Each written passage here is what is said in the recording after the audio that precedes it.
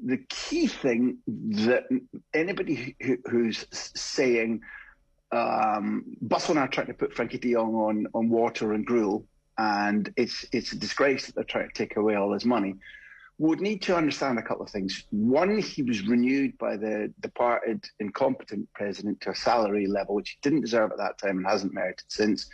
And while he's entirely within his rights to say no, Barcelona would be incompetent if they weren't trying to renegotiate either his salary in his contract or what they owe him. That would be incompetent. He's being paid upwards of 11 million euros a season net of tax. Net of tax.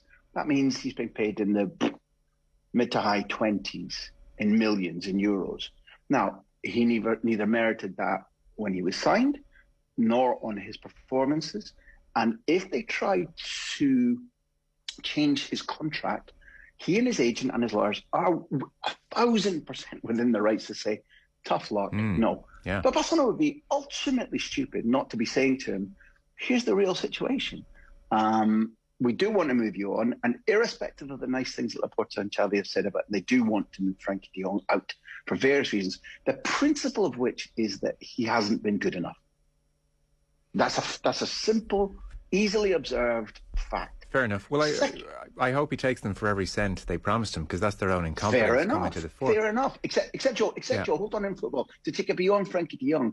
In football, there is always an end of contract negotiation between the agent, the player and the club, always. How much will you pay me to go away? Well, we won't.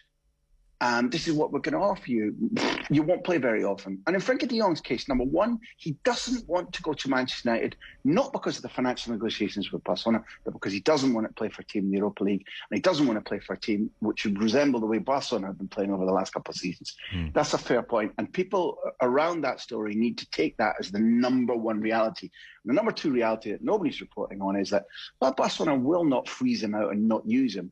If the players that they bought are registered, there's a very high chance that he will play minimally between now and the World Cup, where he and Louis van Gaal and the rest of the Orange Machine have got a very easy group and stand to go out of that and make a run as deep as the Netherlands are capable of making in Qatar. Now, a player like Frankie de Jong doesn't want to be lacking in game time coming into the World Cup. So it's a poker game, while I still agree with you.